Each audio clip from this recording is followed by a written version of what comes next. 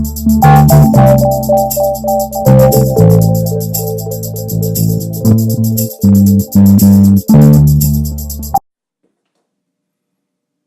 we'll be taking a look at Chapter 3 of Alfonzo Rachel's Weapon of A.S.S. Destruction, the Foundation of Faith.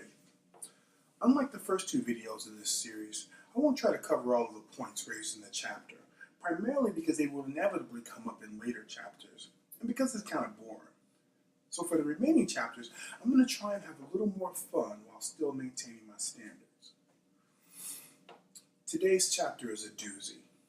It is where Zoe explains both his own take on his Christian faith and how the Founding Fathers based the Constitution on the Bible. It is also dazzlingly silly and is based on the kinds of assumptions you'd expect from someone that is not only suspicious of the scholars of the subjects he talks about, but also lacks the education to understand the primary sources, such as the Constitution, and for that matter, the Bible, that he prefers to read. Zoe first wants to tackle the 1797 Treaty of Tripoli, which said, among other things, quote, "The government of the United States is not in any sense founded on the Christian religion," end quote. Zoe states that this wording was cleverly meant to appease America's enemies by distancing the country from the European religious monarchies.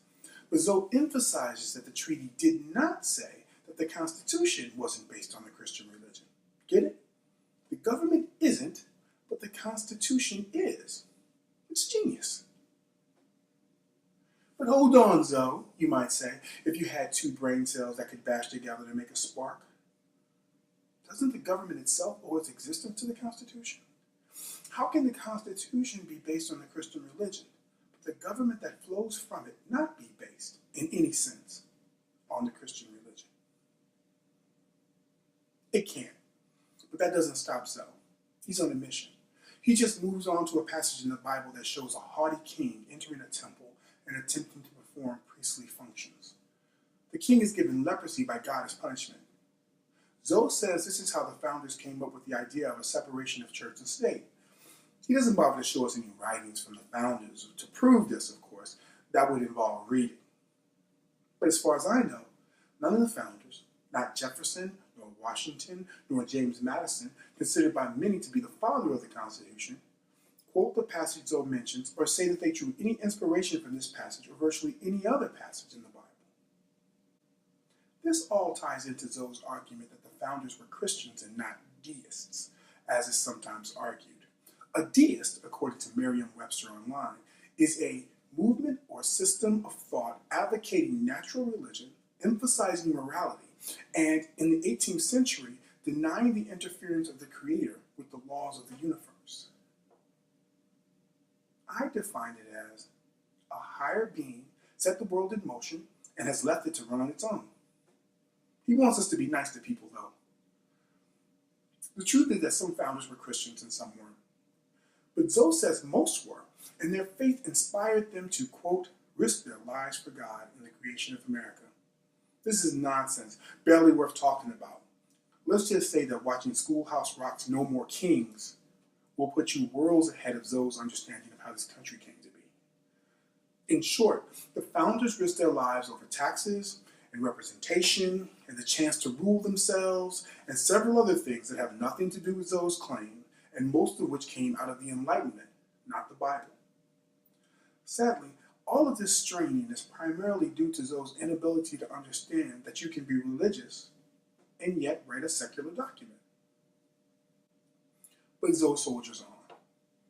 He quotes George Washington invoking Jesus Christ in prayer and Alexander Hamilton declaring Christianity to be authentic as proof that they were Christians.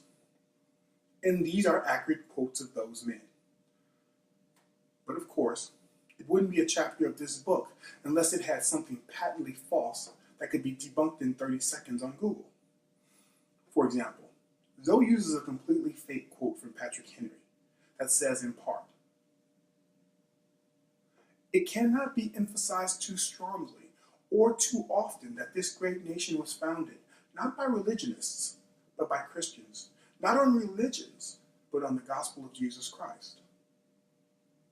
The second you search this quote in Google, it comes up as being bogus, and even lying right-wing pseudo-historian David Barton, who is usually credited with its misattribution, has disavowed it. But at least it's true that Patrick Henry was a Christian. But then he turns to Thomas Jefferson and declares him to be a Christian too.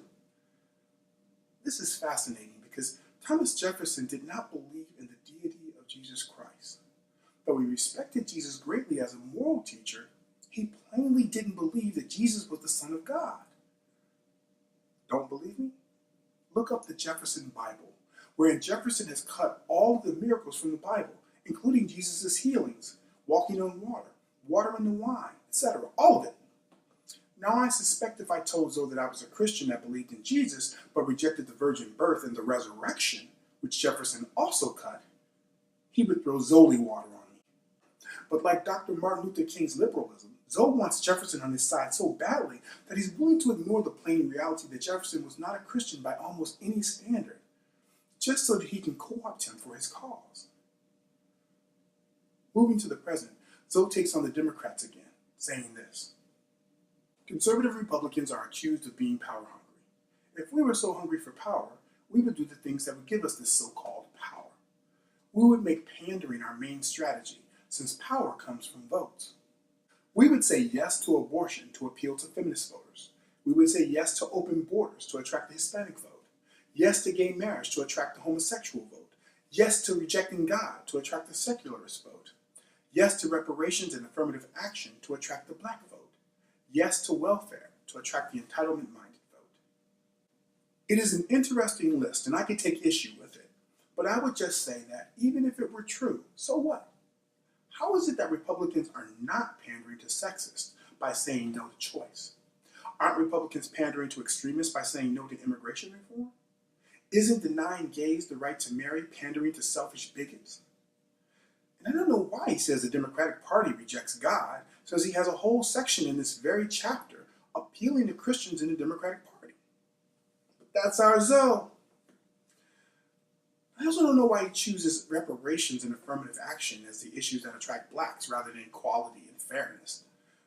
Honestly, I can't remember the last time someone talked seriously about reparations. It also seems obvious to me that voting not to assist needy Americans panders to the selfish, the ignorant, and the un-American. Right? I'll leave it to Zoe to explain why pandering that nearly across the board limits the freedoms of Americans, is bad for America, or is hurtful to Americans is okay, while doing things that are helpful to America is not. So that's it.